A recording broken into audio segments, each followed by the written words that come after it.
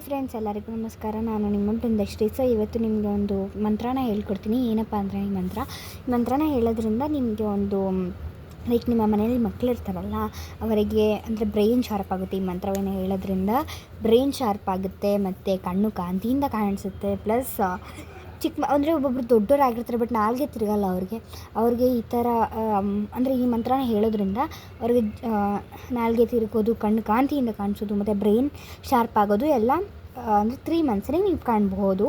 ಅಂದರೆ ನಿಮ್ಮ ಲೈಫನ್ನೇ ಒಂದು ಚೇಂಜ್ ತಂದುಬಿಡುತ್ತೆ ಈ ಮಂತ್ರನ. ಏನಪ್ಪ ಅಂದರೆ ಈ ಮಂತ್ರನ ಹೇಗೆ ಮಾಡೋದು ಅಂದರೆ ಬೆಳಗ್ಗೆ ನೀವು ಎದ್ದೇಳಿದ ತಕ್ಷಣ ನಿಮ್ಮ ಕೈಗಳು ಅಂದರೆ ಹಸ್ತಗಳು ಇರ್ತಾವಲ್ಲ ಅದನ್ನು ನೋಡಿಕೊಂಡು ಹೇಳಬೇಕಾಗತ್ತೆ.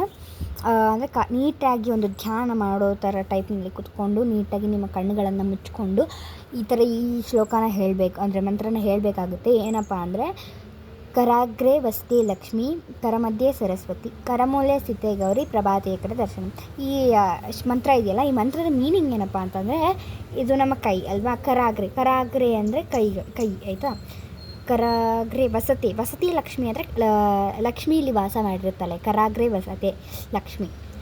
ಕರಮಧ್ಯೆ ಸರಸ್ವತಿ, ಕರಮಧ್ಯೆ ಅಂದರೆ ಕೈ ಇರುತ್ತೆ, ಕೈ ಅಂದರೆ ಹಸ್ತ ಇರುತ್ತಲ್ಲ, ಹಸ್ತದ ಮಧ್ಯ ಜಾಗದಲ್ಲಿ ಸರಸ್ವತಿ ವಾಸವಾಗಿರ್ತಾಳೆ. ಕರಮೂಲೆ ಸ್ಥಿತಿ ಗೌರಿ ಅಂದರೆ ಈ ಮೂಲೆ ಜಾಗ ಇರುತ್ತಲ್ಲ ಈ ಜಾಗದಲ್ಲಿ ಗೌರಿ ವಾಸವಾಗಿರ್ತಾಳೆ. ಪ್ರಭಾತಿಕರ ದರ್ಶನಂ ಅಂದರೆ 3 ಜನರ ಅಂದರೆ ಈ 3 ಜನರ ದೇವರ ಒಂದು ದರ್ಶನವಾಗಿದೆ ನನಗೆ. ನಾನು ತುಂಬ ಪ್ರಾಪ್ತನಾಗಿದ್ದೇನೆ ಅಥವಾ ಪ್ರಾಪ್ತಳಾಗಿದ್ದೇನು ಅದು ಅಂದ್ಕೊಂಡು ನೀವು ಮಾಡ್ಕೋಬೇಕಾಗುತ್ತೆ. ಇವೆಲ್ಲ ಮಂತ್ರನ ಹೇಳೋದ್ರಿಂದ ನಿಮಗೆ ಒಂದು ಜಯ ಅನ್ನೋದು ಸಿಗುತ್ತೆ. ನೀವು 3 ಮಂತ್ಸ್ ಸತತವಾಗಿ ಮಾಡಿದ್ರೆ ನೀವು ನಿಮ್ಮ ಲೈಫ್ನೇ ಚೇಂಜ್ ಆಗಿರೋದು ಒಂದು ನೋಡ್ತೀರಾ.